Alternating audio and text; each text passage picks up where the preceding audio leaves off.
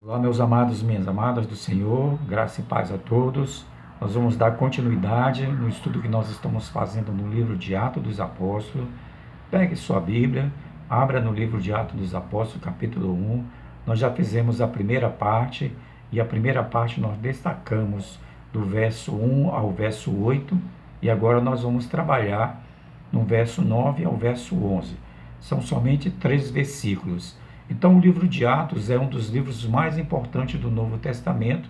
Se não o possuíssemos esse livro, nós não teríamos nenhuma informação a respeito da igreja primitiva, além da que podemos ter ou colher ou deduzir através das cartas de São Paulo. Então, nós já estudamos que a ascensão, ela representa a separação das duas fases do ministério de Jesus Cristo, né? A fase terrena e a fase celestial. Algo importante que se há de se destacar é que Jesus, antes de ser levado às alturas, ele deu instrução a todos os seus apóstolos, o qual ele escolhera. A palavra de Deus diz assim: até o dia em que, tendo instruído os seus apóstolos, escolhido através do Espírito Santo, ele foi elevado. Jesus tomou providências para que ele continuasse na terra através dos seus apóstolos e a partir do céu através do Espírito Santo. Os apóstolos, eles receberam um preparo singular, especial, no qual o autor aqui do livro de Atos dos Apóstolos, São Lucas, ele esboça 4 estágios. Primeiro, Jesus os escolheu. Segundo, Jesus se revelou a eles. Terceiro, Jesus os enviou ou comissionou. E Jesus prometeu-lhes o Espírito Santo. Então, pegue sua Bíblia, do verso 9 ao 11, nós vamos ler, e a palavra de Deus fala assim, nós vamos falar sobre a ascensão de Jesus Cristo. Diz assim a palavra do Senhor: dita estas palavras, foi Jesus elevado às alturas à vista deles, e uma nuvem o encobriu dos seus olhos.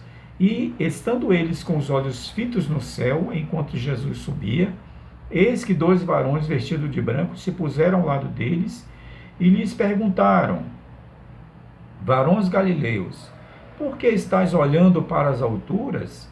Esse Jesus que dentre vós foi assunto aos céus, assim virá do modo como o viste subir. Então notem que foi feita uma pergunta. Eles lançaram uma pergunta intrigante aos discípulos, aos apóstolos. E a pergunta é a seguinte: varões galileus, por que estáis olhando para as alturas? Parte A do verso 11. Então, no original grego, essa expressão ela quer dizer: por que estáis olhando para o céu?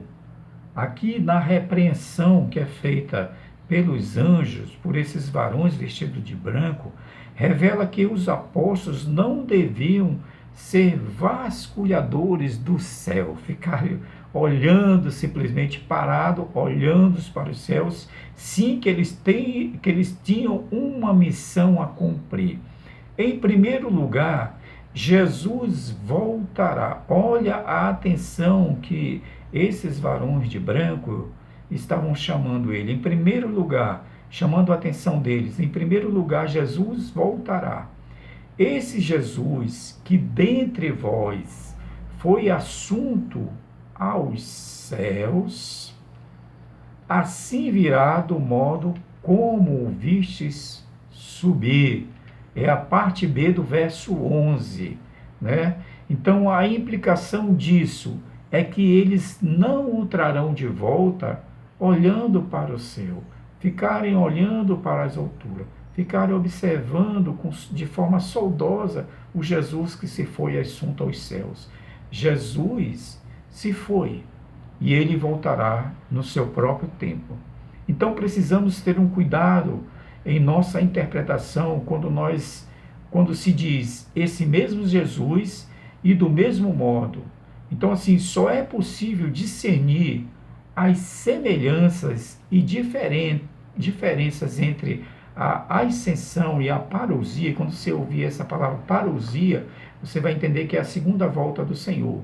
Quando nós permitimos que as Escrituras interpretem as Escrituras. Veja o que está escrito, né? Esse mesmo Jesus.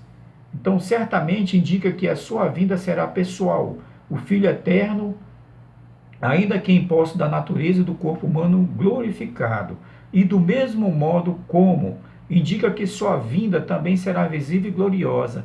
Eles viram a sua partida, eles veriam a sua volta. Lucas relata que o próprio Jesus disse: então se verá o Filho do Homem vindo numa nuvem com poder e grande glória. A mesma nuvem que o ocultou dos olhos deles, do verso 1 ao 9, e que em todo o Antigo Testamento foi símbolo da presença gloriosa de Deus, será como uma carruagem em sua vinda, como diz John Stott. Porém, haverá algumas diferenças importantes entre a partida de Jesus e o seu retorno.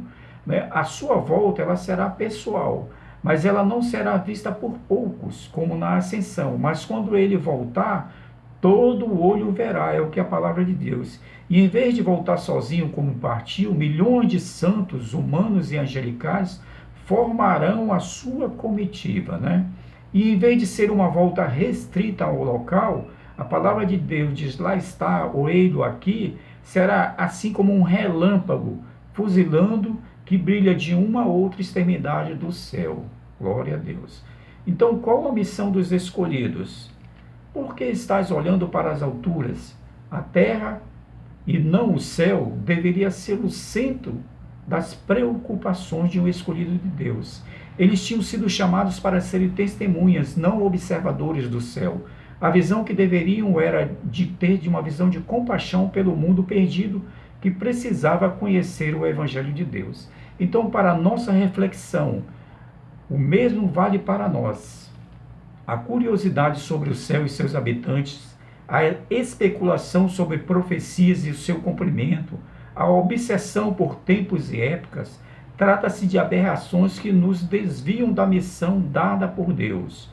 Cristo virá de modo pessoal, visível e glorioso. Disso nós somos assegurados em sua palavra. Meu amado, fico assim de forma maravilhado com o que a palavra de Deus nos transmite, que Deus tenha transmitido para você nesse momento, nesse instante que nós passamos junto aqui, que tenha falado para você ao seu coração. Agora pesquise, leia e estude o livro de Atos dos Apóstolos, e que Deus nos abençoe, que Deus te abençoe, meu amado e minha amada. Até a próxima aula, em nome de Jesus Cristo. Amém.